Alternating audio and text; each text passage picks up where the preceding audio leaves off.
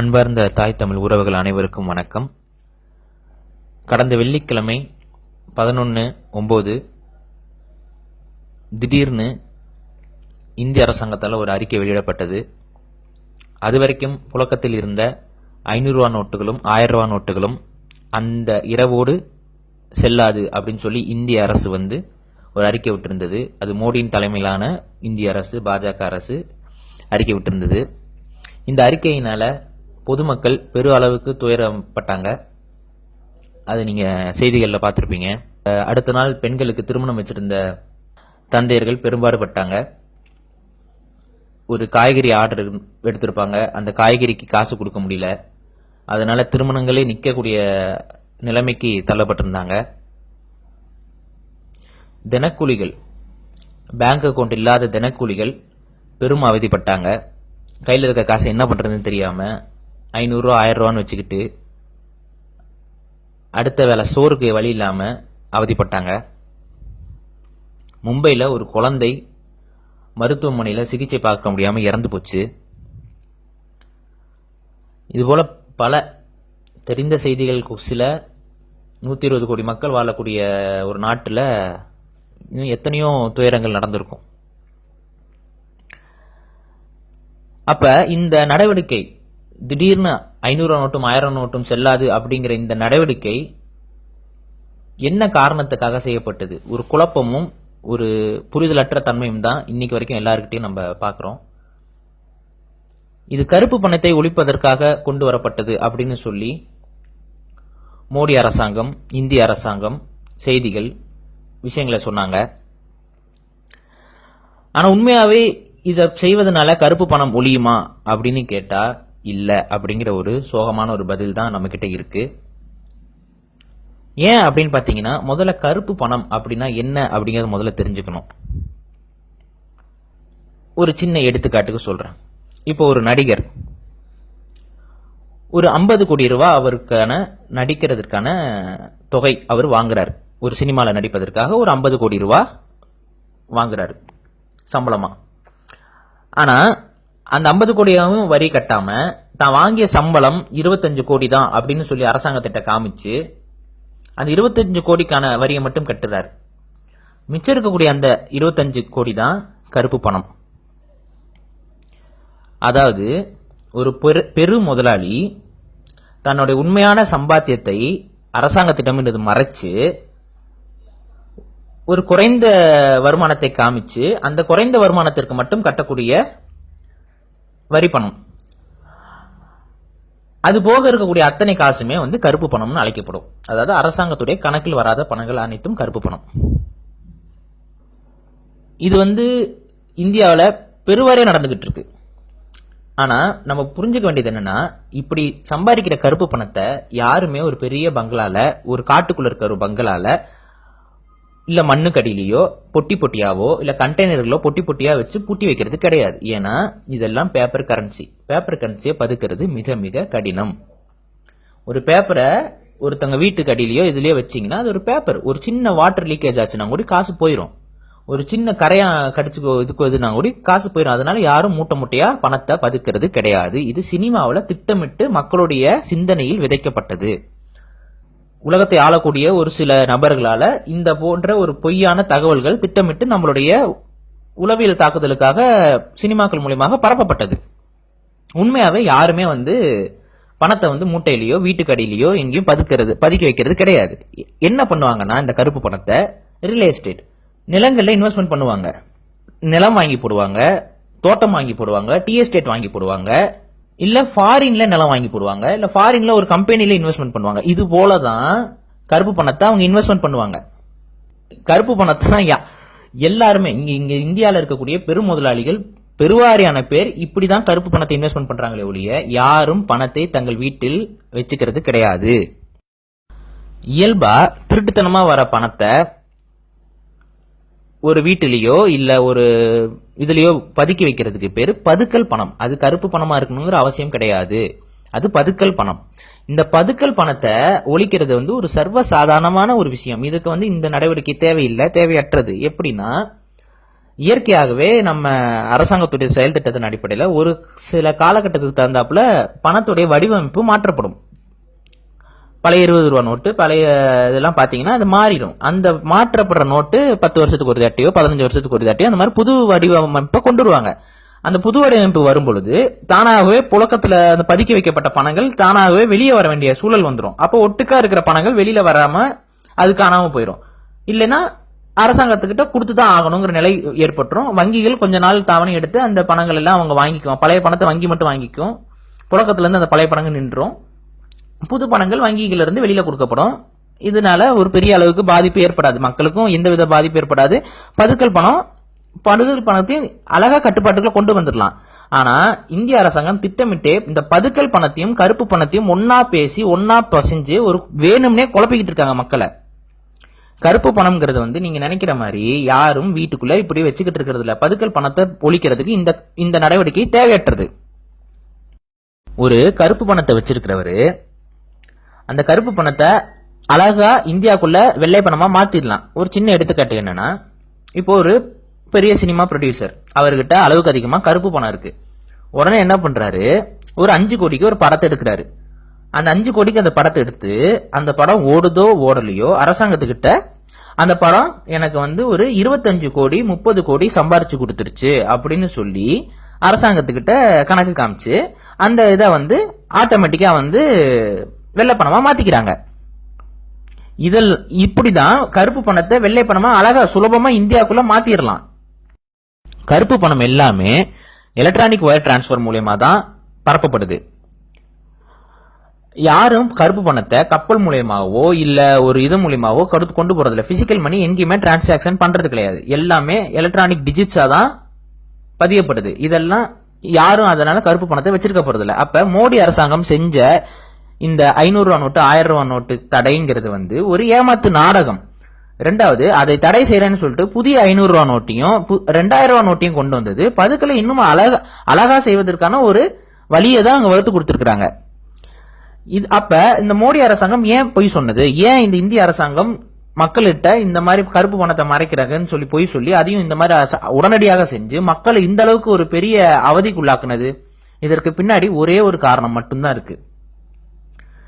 மக்களை வங்கிகளுக்கு பழக்கப்படுத்துதல், வங்கியுடைய தேவையை மக்களிடம் உணர்த்துதல்.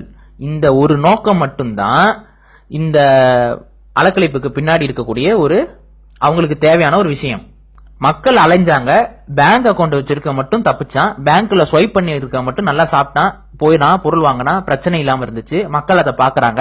அப்ப மக்களுக்கு இயல்பாகவே தோணக்கூடியது என்னன்னா, நம்மளும் ஒரு பேங்க் அக்கௌண்ட் வச்சிருக்கணும், நம்மளும் ஒரு ஏடிஎம் கார்டோ ஒரு இந்த கார்டோ வச்சிருந்தா அதை வச்சு தேய்ச்சி பயன்படுத்திக்கலாம். கையில காசு வச்சுக்கிட்டு உட்காந்துருந்தோம்னா இது வீணு, பாருங்க ஏடிஎம்ல போய் நிக்கணும் அப்படின்னு சொல்லி மக்களுக்கு வங்கியுடைய தேவையையும் டெபிட் கார்டு கிரெடிட் கார்டு போன்றவைகளோட தேவையையும் உணர்த்துவதற்காகவே இந்த ஒரு நாடகம். இது ஒரு நாடகம், இந்திய அரசாங்கத்தால அரங்கேற்றப்பட்ட ஒரு நாடகம்.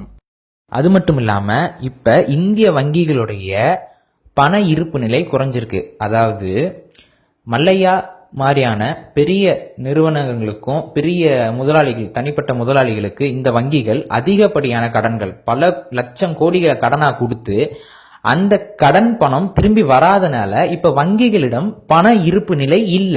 அப்ப அவங்களுக்கு என்ன தேவையா இருக்குன்னு பாத்தீங்கன்னா, மக்கள் கிட்ட இருக்கக்கூடிய பணத்தை மீண்டும் வங்கிக்கு கொண்டு வரக்கூடிய அவசியம் இந்த தனியார் வங்கிகளுக்கும் அரசாங்க வங்கிகளுக்கும் இருக்கு. அப்ப இவங்க என்ன பண்றாங்க, மக்கள்கிட்ட கொடுத்த காசை திரும்ப வரணும் அப்படிங்கிறதுக்காக போடப்பட்ட ஒரு மாஸ்டர் பிளான் தான் இந்த மோடி 500 ரூபாயும் 1000 ரூபாயும் தடை செஞ்சது. அதிகமா வங்கிகளிடம் பணம் இருந்தாதான் அந்த பணத்தை வச்சு மக்கள்கிட்ட திருப்பியும் வட்டிக்கு கடன் கொடுத்து வங்கிகள் லாபம் ஈட்ட முடியும். வங்கிகிட்ட பணம் இல்லாத பட்சத்துல மக்களுக்கு கடன் கொடுக்க முடியாது. அதனால வங்கிகள் திவால் ஆகிரும். அந்த திவால் ஆகக்கூடாதுங்கிறதுக்காகத்தான் இப்ப மக்கள்கிட்ட இருக்க பணங்களை புடுங்குறாங்க. உலகத்தை ஆளக்கூடிய இலுமினாட்டி என்ற ஒரு கும்பல் வங்கி முதலாளிகள், அவங்கெல்லாம் வங்கிக்கு ஓனர்ஸ், பிரைவேட் பேங்குகளுடைய அத்தனையுடைய ஓனர்களும் இந்த இலுமினாட்டிகள் என்ற ஒரு யூத வம்சாவளியை சார்ந்த ஒரு சில குடும்பங்கள். இந்த குடும்பங்களுடைய வேலை என்னன்னா, வங்கிக்கு எல்லா நாட்டுடைய பொருளாதாரத்தையும் வங்கிக்குள்ள கொண்டு வரணும். வங்கிக்குள்ள எல்லா நாட்டுடைய பொருளாதாரமும் வந்துருச்சுன்னா இயல்பாகவே இவர்கள் அதை வட்டிக்கு விட்டு பொழைப்பாங்க. வட்டிக்கு விடும்போது ஒரு நாட்டு சுரண்ட முடியும், அழகா சுரண்ட முடியும். அப்ப ஒரு வட்டிக்கு வங்கிகள் விடும் பொழுது ஒரு நாட்டுடைய பொருளாதாரம் கொஞ்சம் கொஞ்சமா இறங்கிடும். இது பிரைவேட் வங்கிகள், அது வெளிநாட்டு வங்கிகள்ங்கிற பட்சத்துல சுலபமா இது காணாம போயிடும். அப்ப இந்த வங்கிகளுடைய நோக்கம் என்னன்னா, மக்கள் எல்லாரும் பேங்க்ல அக்கௌண்ட் வச்சாதான் இந்த வங்கிகளுக்கு காசு வருமானம். மக்கள் பேங்க் கிட்ட இருந்து கடன் வாங்கினாதான் இந்த வங்கிகளுக்கு வருமானம். அப்ப இந்த வருமானம் வர்றதுக்கு முதல்ல மக்கள் வங்கியில அக்கௌண்ட் வைக்கணும். அப்ப என்ன பண்ணாங்க, ஆரம்பத்துல இலவசமா நாங்க கிரெடிட் கார்டு தரோம், மகளிர்களுக்கு சுய உதவி குழு பண்றோம், அதனால பேங்க்ல அக்கௌண்ட் ஓபன் பண்ணுங்க, மானியம், அரசாங்க மானியத்துக்கே நாங்க இனிமேல் பேங்க் அக்கௌண்ட் இருந்தாதான் அது தருவோம் இப்படின்னு சொல்லி மக்களை கொஞ்சம் கொஞ்சமா பேங்க் அக்கௌண்ட் ஓபன் பண்ண வச்சாங்க. அப்படி இருந்தும் ஒரு சில மக்கள் பேங்க் அக்கௌண்ட் வாங்கவும் இல்ல, கிரெடிட் கார்டு, ஃப்ரீ டெபிட் கார்டுன்னு என்னதான் இவங்க திணிச்சாலும் அதை மக்கள் பயன்படுத்த இல்லை, பணத்தை தான் பயன்படுத்திட்டு இருந்தாங்க. ஏன்னா நம்ம மக்களுக்கு அந்த புதிய தேய்க்கக்கூடிய அந்த கிரெடிட் கார்டு, டெபிட் கார்டை அந்த அளவுக்கு பயன்பாட்டுக்குள்ள வரல. அப்ப அது பெருவாரியான பயன்பாட்டுக்கு கொண்டு வரதற்காகத்தான் இந்த ஒரு 5 நாள் அலக்கழிப்பு. இந்த அலக்கழிப்பு தொடரும், இது இன்னும் கொஞ்ச நாளைக்கு தொடர்ந்துகிட்டு இருக்கும். எல்லாரும் ஏடிஎம் கார்டும் இந்த டெபிட் கார்டுக்கும் மாறுற வரைக்கும் இது தொடர்ந்துகிட்டே இருக்கும்.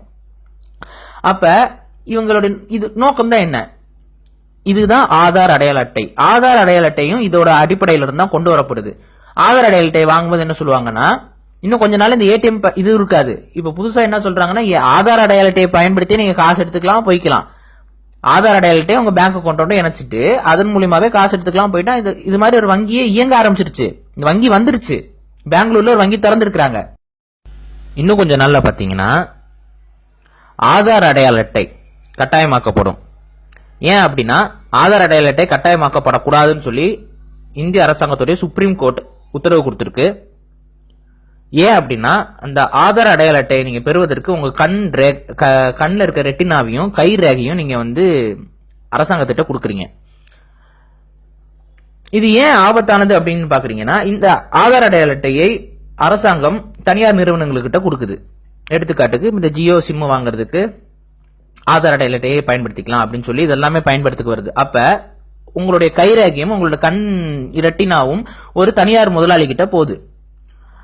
அப்ப அந்த தனியார் முதலாளிக்கு எதிரான நடவடிக்கைகள்ல நீங்க இறங்குனீங்கன்னா, இல்ல அந்த தனியார் முதலாளிக்கு உங்களுக்கு ஏதோ ஒரு பிரச்சனை, இல்ல ராம்குமார் கழுத்து அறுத்து கொன்ன மாதிரி ஏதோ ஒரு காரணமே இல்லாம மக்களுக்கும் ஒன்னும் புரியாத ஒரு காரணத்துக்காக உங்களை கொல்லணும்னு முடிவு பண்ணிட்டாங்கன்னா, உங்க கைரேகைய ஒரு கொலையாளியுடைய கத்தியிலேயோ துப்பாக்கியிலேயோ உங்க கைரேகையை ஒரு போலியா செஞ்சு, கைரேகையை போலியா செய்யறது ஃபேக் கைரேகையை செய்யறது ரொம்ப சுலபம். அப்படி செஞ்சு அந்த கொலை ஆயுதத்தின் மேல அந்த கைரேகையை வச்சுட்டு நீங்க தான் கொன்னீங்கன்னு உங்க மேல பழிய அழகா மார்க் பண்ணி போட்டுட்டு உங்களை தூக்கி உள்ள வச்சு தூக்கு தண்ணியோ இல்ல கொலையோ என்னமோ பண்ணிட்டு உங்களை அழகா அப்புறப்படுத்திடலாம். அப்ப உங்களுடைய கைரேகை உங்க கையில தான் இருக்கணும், அடுத்தவனுடைய பையில இருக்கக்கூடாது. இதை நீங்க முதல்ல உள்வாங்கிக்கணும்.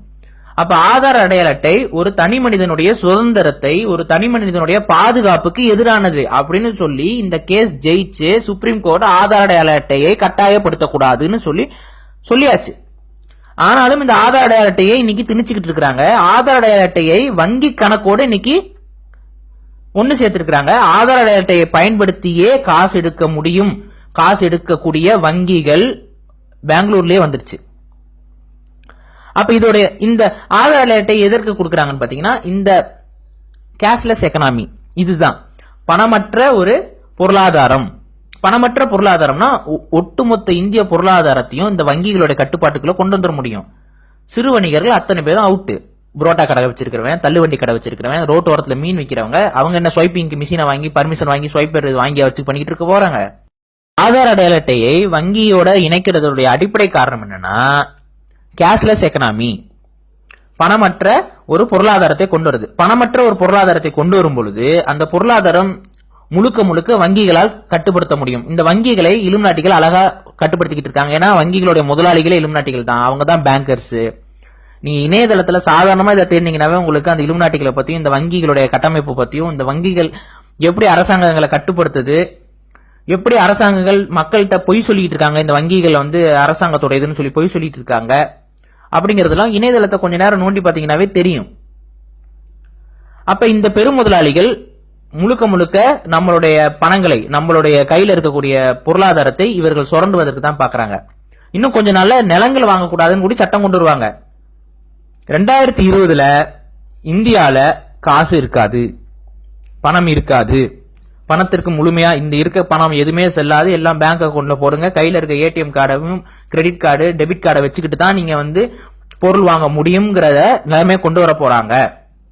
அந்த நிலைமையை கொண்டு வரதற்கு தான் பிளிப்கார்டு, அமேசானு பெரு நிறுவனங்களை கொஞ்சம் கொஞ்சமா கொண்டு வந்து உள்ள திணிச்சுக்கிட்டு இருக்காங்க. காய்கறியை விற்கிறதுக்கு கூட வெப்சைட் வந்துருச்சு. இன்னும் கொஞ்ச நாள்ல ரோட்டோரத்தில் இருக்கிற காய்கறி அம்மானால காய்கறி விற்க முடியாது. புரோட்டா தள்ளு வண்டி கடை எப்படி எதை வச்சு காசே இருக்காது, எல்லாமே டிஜிட்டல் மணி தான். இதுதான் அவங்க கொண்டு வர போறாங்க. இதுதான் அவங்களுடைய உச்சக்கட்ட திட்டம். இந்த உச்சக்கட்ட திட்டம் வந்துருச்சுன்னா முழுக்க முழுக்க நம் மக்கள் ஓபன் அடிமை, ஒரு வெளிப்படையான திறந்த சிறைச்சாலை தான் இந்திய நாடாகவே மாறி நிற்கும். 120 கோடி மக்களும் ஒரு சிறைச்சாலைக்குள்ள மாட்டிக்குவாங்க. அந்த சிறைச்சாலையிலிருந்து வெளியிலையும் கூடி வர முடியாது. ஏன்னா அவங்க கையில பொருளாதாரம் இருக்காது, நிலங்களை வாங்க முடியாது, சொத்து இருக்காது. நீங்க சம்பளம் வாங்குவீங்க, செலவு செய்வீங்க, செத்துருவீங்க. சொத்துங்கிற ஒரு கான்செப்டே இருக்காது, யாருக்காகவும் சேர்க்க முடியாது. இதெல்லாம் யாரோட கட்டுப்பாட்டில் இருக்கும்னா உலகத்தை ஆளக்கூடிய ஒரு சிறிய குடும்பம். அந்த சிறிய குடும்பத்திற்கு கட்டுப்பாட்டில் தான் அத்தனை வங்கிகள் இருக்கு. அந்த குடும்பம் உலகத்தை ஆளும். இதெல்லாம் கொஞ்சம் கொஞ்சமா படிப்படியா நடந்துகிட்டு இருக்கு. 2020 இந்தியாவில் ஒரு பெரிய மாற்றம் வரப்போகுது. அந்த மாற்றத்தை தடுக்கணும்னா முடிஞ்ச வரைக்கும் மக்கள் வங்கிகளிடமிருந்து கடன் வாங்குறதை தவிருங்க. ஒரு பைக் வாங்குறதையும் கார் வாங்குறதுக்கும் நீங்க வாங்குற கடன் அந்த வங்கிகளுக்கு பெரிய அளவுக்கு லாபத்தை ஈட்டி கொடுக்குது. ஒரு சின்ன எடுத்துக்காட்டுக்கு சொல்றேன். ஒரு 10 ரூபா நீங்க கடன் வாங்குறீங்க, அந்த 10 ரூபா ஒரு வருஷத்துல இன்னொரு 10 ரூபாயா மாறுதுன்னு வச்சுக்குவோம். அந்த 10 ரூபா குட்டி போடல, அந்த பேப்பர் ரெண்டா பிரியல, இல்ல இன்னொரு 10 ரூபா அங்க அடிக்கப்படல, நீங்க வச்சிருந்த அந்த 10 ரூபா உடைய மதிப்பு குறைஞ்சிருச்சு. நீங்க அந்த 10 ரூபாய்க்கு ஒரு கத்திரிக்காய் வாங்கிட்டு இருந்திருப்பீங்க.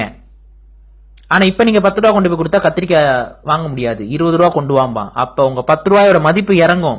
ஏன்? வட்டிக்கு கொடுக்க கொடுக்க பணத்துடைய மதிப்பு இறங்கும், நாட்டுல வறுமை வளரும். அப்ப நீங்க பாருங்க, ஒரு கார் வாங்கினாலும் இன்னைக்கு வட்டிக்கு வாங்கி தான் நம்ம வாங்குறோம், ஒரு பைக் வாங்கினாலும் நம்ம இன்னைக்கு வட்டிக்கு வாங்கி தான் வாங்க முடியுது. இதை முதல்ல தவிர்க்கணும். ரெண்டாவது, நிலங்கள்ல வாங்கி போட்டுருங்க. விவசாயிகள் நிலங்களை வித்துறாதீங்க. காசுக்காகவோ வீடு கட்ட போறேனோ நிலங்களை வித்துறாதீங்க. விவசாயிகள் நிலங்களை தக்க வச்சுக்கோங்க. ஆடு மாடுகளை வாங்குங்க, நிலங்களை வாங்குங்க. தற்சார்பு பொருளாதாரத்துக்கு போனா மட்டும்தான் உங்களை நீங்க காப்பாத்திக்க முடியும். ஏன்னா இந்தியால இன்னும் கொஞ்ச நாள்ல காசே இருக்காது. 2020 காசை முடிச்சிருவானுங்க.